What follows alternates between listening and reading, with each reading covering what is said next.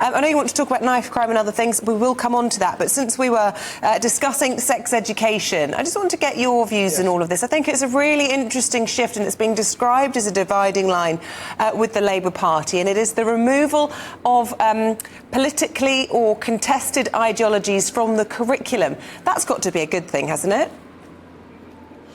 Well, whether this is a dividing line, we'll have to see, because obviously all we're seeing today is a leak and off-the-record briefing. What we've not seen are the actual proposals in terms of changes to the guidance. Now, of course, I think that there should be age-appropriate relationship and sex education. It's really important when we judge those ages that we do take expert advice in building the curriculum.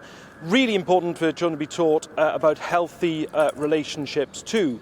But in relation to the point that's being made around gender, we've just had a report in recent weeks from Hilary Cass, really important report, that expressed concerns, very deep concerns and failures in terms of how we've supported young people with gender dysphoria. Now, gender dysphoria is not contested. People do suffer from that. And what we have to make sure, and this is one of the things we'll be looking for when Gillian Keegan actually makes this announcement properly and opens it up to scrutiny, is that children in that situation, in a very vulnerable position, are able to access the support that they need and, frankly, as Dr. Cass has set out, haven't been getting. So they are the kind of things we'll be looking at. And we'll obviously look at this very carefully when it's set out. But today it's just leaking and briefing. No, but I mean, I suppose the principle, and I just want to push you on it. I mean, you were talking there and saying that the findings of the Cass report should be welcome. But a lot of that was that youngsters were being given information too much too soon. And I think if you're teaching children from the age of 13 that there are 79 genders, then you are going to see more people with gender dysphoria. And you know, given that your leader, Sir Keir Starmer, criticised his own colleague for saying only women could have a cervix, can people trust the Labour Party with an issue like this?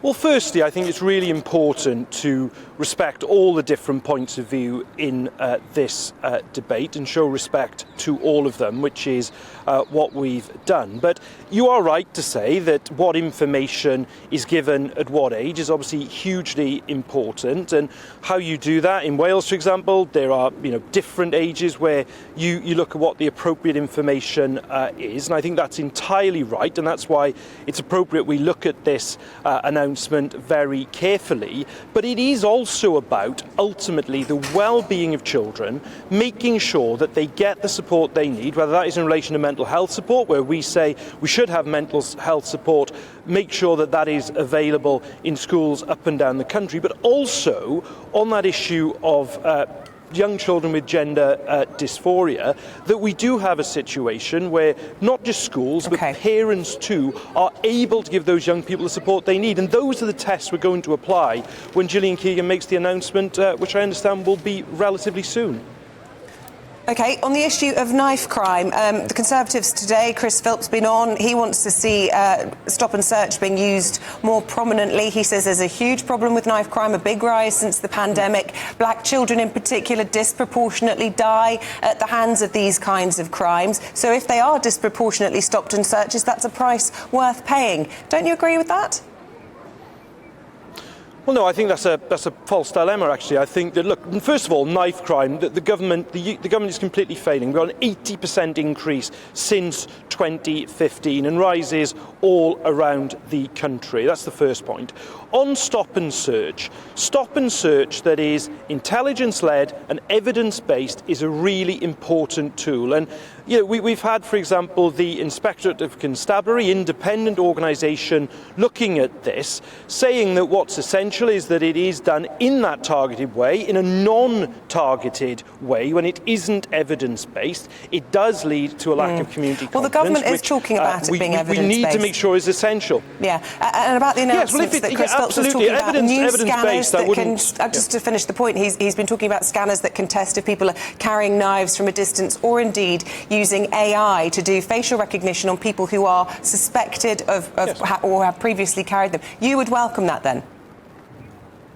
Yes, look, the use of technology is hugely important, but Is that going to be sufficient? No. So let's just take the example today when we will be bringing forward a vote in Parliament for the banning of so-called ninja swords. So these are swords, single-bladed, about 60-centimetre blade, single handle.